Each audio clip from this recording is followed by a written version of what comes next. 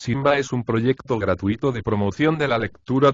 Ayúdanos a que nuestros libros lleguen a más gente compartiendo lecturas en las redes sociales. Si quieres, también puedes hacer una donación para mantener el proyecto y posibilitar que nuestra biblioteca siga creciendo. La Luna Roja. Roberto Art Cuento Nada lo anunciaba por la tarde. Las actividades comerciales se desenvolvieron normalmente en la ciudad. Olas humanas hormigueaban en los pórticos encristalados de los vastos establecimientos comerciales, o se detenían frente a las vidrieras que ocupaban todo el largo de las calles oscuras, salpicadas de olores a telas engomadas, flores o vituallas. Los cajeros, tras de sus garitas encristaladas, y los jefes de personal rígidos en los vértices alfombrados de los salones de venta, vigilaban con ojo cauteloso la conducta de sus inferiores. Se firmaron contratos y se cancelaron empréstitos.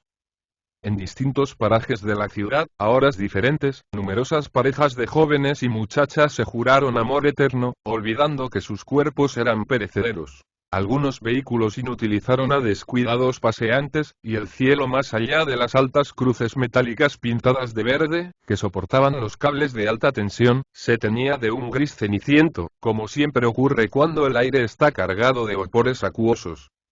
Nada lo anunciaba. Por la noche fueron iluminados los rascacielos. La majestuosidad de sus fachadas fosforescentes, recortadas a 3 dimensiones sobre el fondo de tinieblas, intimidó a los hombres sencillos. Muchos se formaban una idea desmesurada respecto a los posibles tesoros blindados por muros de acero y cemento.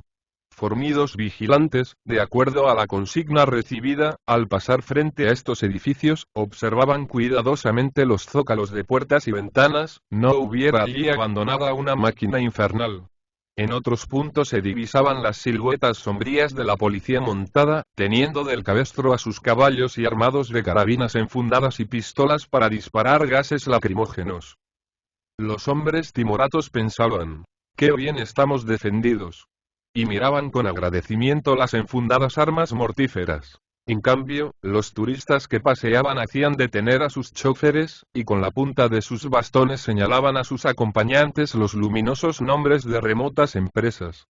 Estos centelleaban en interminables fachadas escalonadas y algunos se regocijaban y enorgullecían al pensar en el poderío de la patria lejana, cuya expansión económica representaban dichas filiales, cuyo nombre era menester deletrear en la proximidad de las nubes. Tan altos estaban. Desde las terrazas elevadas, al punto que desde allí parecía que se podían tocar las estrellas con la mano, el viento desprendía franjas de músicas, blues oblicuamente recortados por la dirección de la racha de aire. Focos de porcelana iluminaban jardines aéreos. Confundidos entre el follaje de costosas vegetaciones, controlados por la respetuosa y vigilante mirada de los camareros, danzaban los desocupados elegantes de la ciudad, hombres y mujeres jóvenes, elásticos por la práctica de los deportes e indiferentes por el conocimiento de los placeres. Algunos parecían carniceros enfundados en un smoking, sonreían insolentemente, y todos, cuando hablaban de los de abajo, parecían burlarse de algo que con un golpe de sus puños podían destruir. Los ancianos, arrellanados en sillones de paja japonesa, miraban el azulado humo de sus vegueros o deslizaban entre los labios un esguince astuto, al tiempo que sus miradas duras y autoritarias reflejaban una implacable seguridad y solidaridad. Aun entre el rumor de la fiesta no se podía menos de imaginárseles presidiendo la mesa redonda de un directorio, para otorgar un empréstito leonino a un estado de cafres y mulatillos, bajo cuyos árboles correrían linfas de petróleo. Desde alturas inferiores, en calles más turbias y profundas que canales, circulaban los techos de automóviles y tranvías, y en los parajes excesivamente iluminados, una microscópica multitud husmeaba el placer barato, entrando y saliendo por los portalones de los dancings económicos, que como la boca de altos hornos vomitaban atmósferas incandescentes. Hacia arriba, en oblicuas direcciones, la estructura de los rascacielos despegaba sobre cielos verdosos o amarillentos, relieves de cubos, sobrepuestos de mayor a menor. Estas pirámides de cemento desaparecían al apagarse el resplandor de invisibles letreros luminosos. Luego aparecían nuevamente como superdreadnoughts, poniendo una perpendicular y tumultuosa amenaza de combate marítimo al encenderse lívidamente entre las tinieblas. Fue entonces cuando ocurrió el suceso extraño. El primer violín de la orquesta Jardín Aéreo Imperius iba a colocar en su atril la partitura del Danubio Azul, cuando un camarero le alcanzó un sobre. El músico, rápidamente, lo rasgó y leyó la esquela. Entonces, mirando por sobre los lentes a sus camaradas, depositó el instrumento sobre el piano, le alcanzó la carta al clarinetista, y como si tuviera mucha prisa descendió por la escalerilla que permitía subir al paramento, buscó con la mirada la salida del jardín y desapareció por la escalera de servicio, después de tratar de poner inútilmente en marcha el ascensor. Las manos de varios bailarines y sus acompañantes se paralizaron en los vasos que llevaban a los labios para beber, al observar la insólita e irrespetuosa conducta de este hombre. Mas, antes de que los concurrentes se sobrepusieran de su sorpresa, el ejemplo fue seguido por sus compañeros, pues se les vio uno a uno abandonar el palco, muy serios y ligeramente pálidos. Es necesario observar que a pesar de la prisa con que ejecutaban estos actos, los actuantes revelaron cierta meticulosidad. El que más se destacó fue el violoncelista que encerró su instrumento en la caja. Producían la impresión de querer significar que declinaban una responsabilidad y se lavaban las manos. Tal dijo después un testigo. ¿Y si hubieran sido ellos solos? Los siguieron los camareros. El público, mudo de asombro, sin atreverse a pronunciar palabra, los camareros de estos parajes eran sumamente robustos, les vio quitarse los fracs de servicio y arrojarlos despectivamente sobre las mesas. El capataz de servicio dudaba, mas al observar que el cajero, sin cuidarse de cerrar la caja, abandonaba su alto asiento, sumamente inquieto se incorporó a los fugitivos. Algunos quisieron utilizar el ascensor. No funcionaba. Súbitamente se apagaron los focos. En las tinieblas, junto a las mesas de mármol, los hombres y mujeres que hasta hacía unos instantes se debatían entre las argucias de sus pensamientos y el deleite de sus sentidos, comprendieron que no debían esperar. Ocurría algo que rebasaba la capacidad expresiva de las palabras, y entonces, con cierto orden medroso, tratando de aminorar la confusión de la fuga, comenzaron a descender silenciosamente por las escaleras de mármol. El edificio de cemento se llenó de zumbidos. No de voces humanas, que nadie se atrevía a hablar, sino de roces, tableteos, suspiros.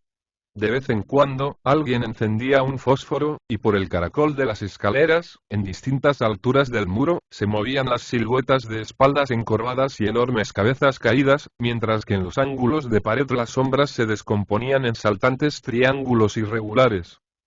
No se registró ningún accidente. A veces, un anciano fatigado o una bailarina amedrentada se dejaba caer en el borde de un escalón, y permanecía allí sentada, con la cabeza abandonada entre las manos, sin que nadie la pisoteara.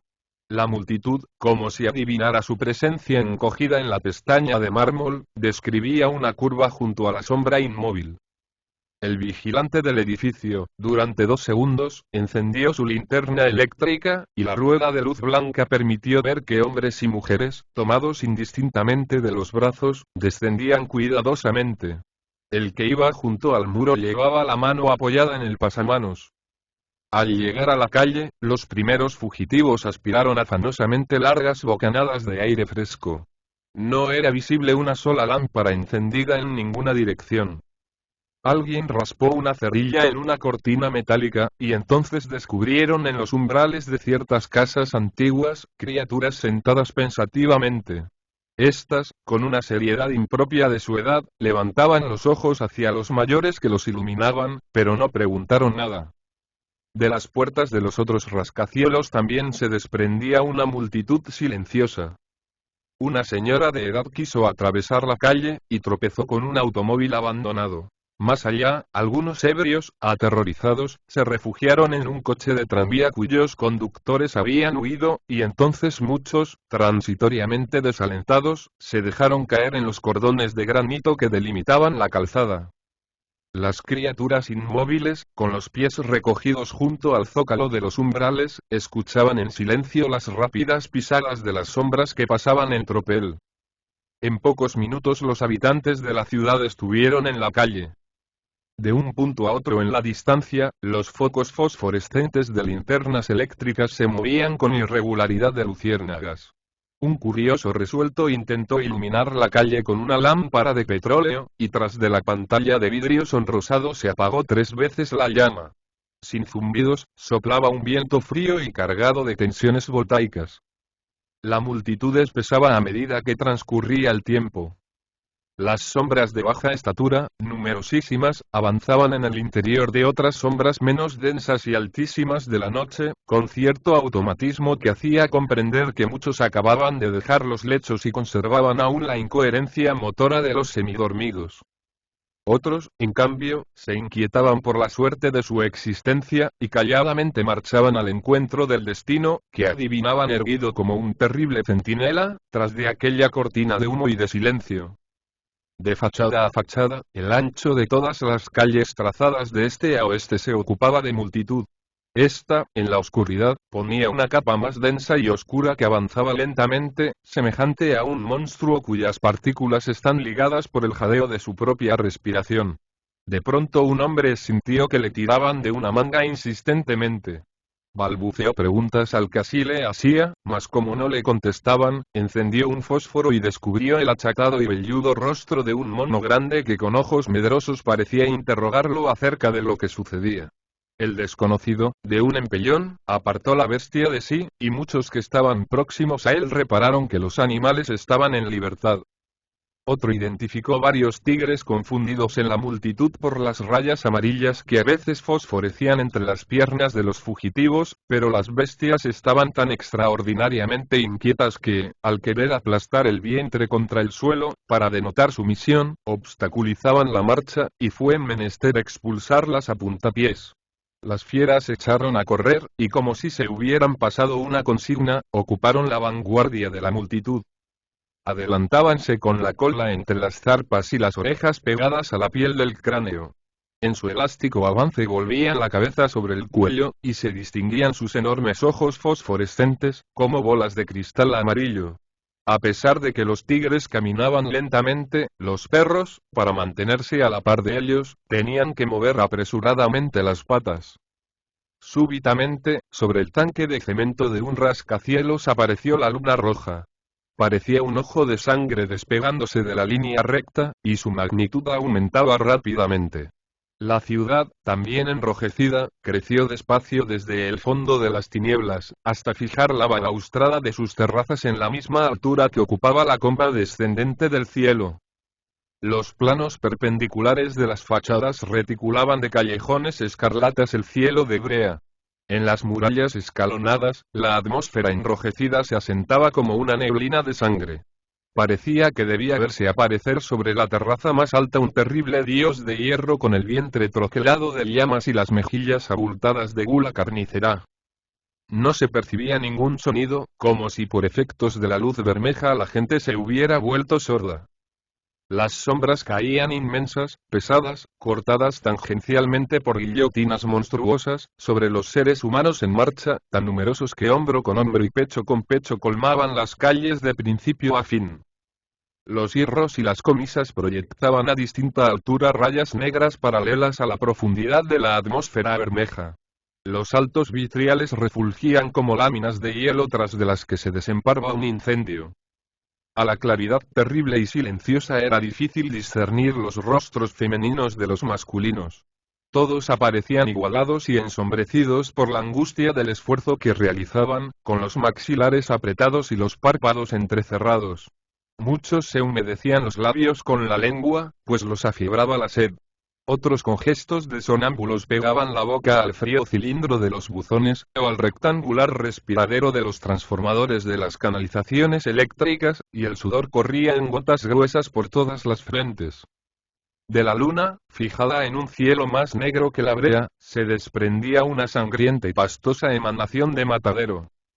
La multitud en realidad no caminaba, sino que avanzaba por reflujos, arrastrando los pies, soportándose los unos en los otros, muchos adormecidos e hipnotizados por la luz roja que, cabrilleando de hombro en hombro, hacía más profundos y sorprendentes los tenebrosos cuévanos de los ojos y roídos perfiles. En las calles laterales los niños permanecían quietos en sus umbrales.